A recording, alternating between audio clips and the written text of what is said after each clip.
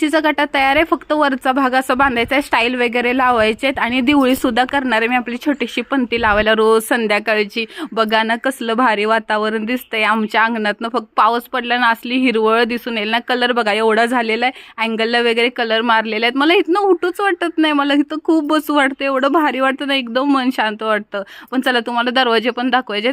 आमचा पुढचा प्रवेशद्वार तो अजून दरवाजाला आलेला नाही, पण आतले बेडरूमचे किचनचे वगैरे दरवाजे आहेत. हे ना बेडरूमला आणि किचनला असला दरवाजा आहे आणि सूर्यफुलाचा एक दरवाजा येणार आहे, तो बेडरूमला आम्ही लावणार आहे.